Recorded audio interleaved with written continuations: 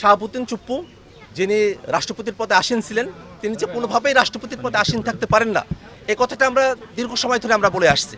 সে অন্তর্বর্তীকালীন সরকারের সময়টাতেই বৈষম্যবিরোধী ছাত্র আন্দোলনের ব্যানারে আমরা আন্দোলন করেছি যে শাহাবুদ্দিন চুপ্পুকে রাষ্ট্রপতির পদ থেকে অপসারণ করতে হবে, কিন্তু তখন সাংবিধানিক সংকটের কথা আমাদেরকে বলা হলো। আমরা আমাদের দাবি কন্টিনিউ রাখলাম। যখন নির্বাচিত সরকার আসলো তখন আমরা বললাম, তখন আর তো সাংবিধানিক সংকট তাদের পক্ষ থেকে থাকে না, কিন্তু তারপরেও তারা শাহাবুদ্দিন চুপ্পুকে দিয়ে সংসদে বক্তৃতা দেওয়ালো, আসলে সংসদকে কলঙ্কিত করলো। এই শাহাবুদ্দিন চুপ্পু শুধুমাত্র ফেসিবাদের একজন আইকনটা, তিনি একজন লুটেরা। তিনি ব্যাংক লুট করেছেন, বাংলাদেশে ইসলামী ব্যাংকে তিনি দখল করে ইসলামের হাতে তিনি তুলে দিয়েছেন, বিদেশে বাড়িঘর করেছেন, বিদেশের একটা পার্মানেন্ট রেসিডেন্স তিনি দিয়েছেন। তো এরকম ধরনের একজন ব্যক্তি, তিনি তো রাষ্ট্রপতি পদে আসীন থাকার মতো যোগ্যতা তার থাকে না।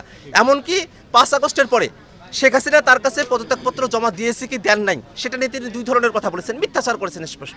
একবার বলেছেন যে তার কাছে পদত্যাগপত্র দেওয়া হয়েছে, আর একবার তিনি বলেছেন যে তার কাছে পদত্যাগপত্র দেওয়া হয় নাই।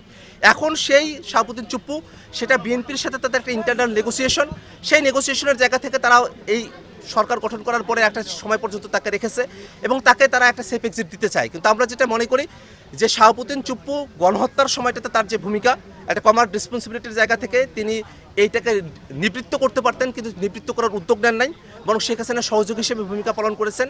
এবং তার অতীতের যে অপকর্ম এবং পরবর্তীতে এই বাংলাদেশ রাষ্ট্রকে নিয়ে বিভিন্ন ধরনের যে ষড়যন্ত্র তিনি করেছেন, আমরা জেনেছি ডেইলি স্টারের বরাতে যে লন্ডনে গিয়েও তিনি শেখ হাসিনার সাথে যোগাযোগ করছেন। এই ধরনের ভূমিকাগুলোর কারণে তাকে কিন্তু এখন আইনের আওতায় নিয়ে আসতে হবে। অনেকে বলছেন সংবিধানের 51 অনুচ্ছেদের কথা, সংবিধানের 51 অনুচ্ছেদের কথা অনেকেই বলছেন যে রাষ্ট্রপতিকে আইনের আওতায় নিয়ে আসা যায় না, কিন্তু এটা সম্পূর্ণ একটা ভুল কনসেপ্ট। কারণ রাষ্ট্রপতি পদে যখন তিনি থাকবেন, ঠিক সেই সময়টাতে রাষ্ট্রপতি আকারে তার ফাংশনালিটির জন্য তাকে কোর্টে নিয়ে আসা যায় না। সেই সময়টাতেও কিন্তু সিভিল মামলা যদি হয়, সেটা রাষ্ট্রপতির অ্যাগেনস্টে করা যেতে পারে। এমনকি রাষ্ট্রপতি পদ থেকে যখন কেউ সরে আসেন, তখন কিন্তু তার বিরুদ্ধে সব ধরনের আইনি পদক্ষেপ গ্রহণ করা যায়। এর আগেও এরশাদ যখন রাষ্ট্রপতির পদ থেকে সরে গেলেন, 6 দিনের মাথায় কিন্তু তাকে গ্রেফতার করা হয়েছিল। অতএব সংবিধানে একটা সেফটি ছিল, একটা ইমিউনিটি ছিল, সেটা রাষ্ট্রপতি পদে থাকাকালীন সময় পর্যন্ত। কিন্তু রাষ্ট্রপতির পদ থেকে যখন কেউ সরে যান, তখন তার ব্যক্তিগত যে দায়বদ্ধতার জায়গাগুলো আছে, সেটাকে আইনের আওতায় নিয়ে আসতে কোনো বাধা নিষেধ নাই, এটাকে মিসইন্টারপ্রেট করার সুযোগ নাই। সেটা দিয়ে সংবিধানে মধ্য দিয়ে আবার এই রাষ্ট্রপতিকে দায়মুক্তি দেওয়ার কোনো সুযোগ আর নাই। আমরা মনে করি এই যে শাহাবুদ্দিন চুপ্পু, তাকে অবশ্যই গ্রেফতার করে এবং রাষ্ট্রীয় বাহিনীগুলো তাদেরকে এখন তদন্ত করতে হবে। কারণ এই সময়টাতে কিন্তু রাষ্ট্রীয় বাহিনীগুলো তদন্ত করে নাই, কারণ তিনি রাষ্ট্রপতির পদে আসীন ছিলেন। এখন তদন্ত করতে হবে যে আরও কত জায়গায় এই শাহাবুদ্দিন চুপ্পু গণহত্যার সাথে সামিল হয়েছিলেন, সেই বিষয়গুলোকে খুঁটিনাটি বের করে তাকে একটা বিচারের আওতায় নিয়ে আসতে হবে এবং বাংলাদেশকে এই কলঙ্কমুক্ত করতে হবে।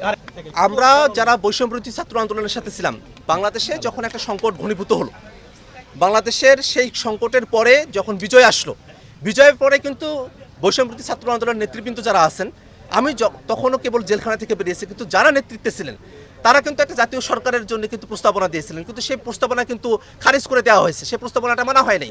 যদি সেই প্রস্তাবনাটা মানা হতো তাহলে হয়তো অন্যভাবে ইতিহাসটা লেখা হতো, কিন্তু আমরা কিন্তু বসে থাকি নাই। আমরা এই শাহাবুদ্দিন চুপ্পু, সে যে রাষ্ট্রপতি পদে আসীন থাকতে পারে না, তার জন্য সেই ইন্টারিমের সময় থেকেই আমরা কিন্তু আমাদের বক্তব্য উপস্থাপন করেছি, আমরা রাজপথে আন্দোলন সংগ্রাম করেছি এবং প্রত্যেকটা জায়গায় আমরা দেখিয়েছি তিনি তার শপথ কীভাবে ভঙ্গ করেছেন এবং কীভাবে তিনি ফেসিবাদের দোষর হিসেবে ভূমিকা পালন করেছেন। অতএব এই শাহাবুদ্দিন চুপ্পু, তার কোনো লেজিটিমেসি নাই এবং তাকে অবশ্যই গ্রেফতার করে বিচারের আওতায় নিয়ে আসতে হবে। জুলাইকে কেন্দ্র করে বাংলাদেশে যে ঐক্য তৈরি হয়েছিল, সেই ঐক্যটা এখনো পর্যন্ত বহাল আছে। কারণ জুলাইয়ের ঐক্যটা হয়েছিল বাংলাদেশে একটা ফেসিবাদী শাসনের বিরুদ্ধে, হাসিনার যে অপশাসন দুঃশাসন, তার বিরুদ্ধে কিন্তু জুলাইয়ে বিএনপি বলেন, জামাত বলেন, আমরা তখনকার যারা ছাত্ররা ছিলাম বৈষম্যবিরোধী ছাত্র আন্দোলনে, বা অন্যান্য যতগুলো রাজনৈতিক দল আছে, তাদের সকলের মধ্যে কিন্তু জুলাই প্রশ্নে একতার জায়গাটা এখনো পর্যন্ত আছে ঘটনা আকারে এবং সেই ঘটনার ফলাফল আকারে। কিন্তু পরবর্তীতে আমরা যে জুলাইয়ের আকাঙ্ক্ষার জায়গা থেকে একটা রাষ্ট্র কাঠামোতে সংস্কার চেয়েছিলাম, সেই জায়গাটাতেই একটা মতভিন্নতা তৈরি হয়েছে এবং বিএনপি জুলাইয়ের পরে যে নতুন একটা বাংলাদেশের চাওয়া, সেই চাওয়াটার সাথে তারা আর এগ্রি করছে না, সেখানেই মতবিরোধের জায়গা। এবং এটাই তো বাস্তবতা। যদি কেউ বাংলাদেশ রাষ্ট্রটার ভালো না চায়, তার সঙ্গে তো আপনি আর মিলতে পারেন না। কিন্তু আমরা এই আহ্বানটা জানাই যে জুলাইয়ের প্রশ্নে আমাদের একতাবদ্ধতা থাকবে, কিন্তু বাংলাদেশ রাষ্ট্রটাকে নতুন গতিতে এগিয়ে নিয়ে যাওয়ার জন্য কেউ যদি বিপক্ষে অবস্থান নেয়, তার বিপক্ষে অবশ্যই আমাদেরকে অবস্থান গ্রহণ করতে হবে। এই জায়গাটাতে সমঝোতার কোনো সুযোগ নেই, বরং বাংলাদেশের স্বার্থেই জুলাইয়ের শক্তিগুলোকেও এক থাকতেও হবে। আবার যদি বাংলাদেশ বিরোধী কিছু হয়, বাংলাদেশ রাষ্ট্রটিকে অগ্রসর করতে না দেওয়া হয়, সেখানে যদি মতভিন্নতা হয়, সে মতভিন্নতার মধ্য দিয়ে হলেও জনগণকে সাথে নিয়ে যেটা ভালো বাংলাদেশের জন্য, সেটা আমাদেরকে কার্যকর করতে হবে।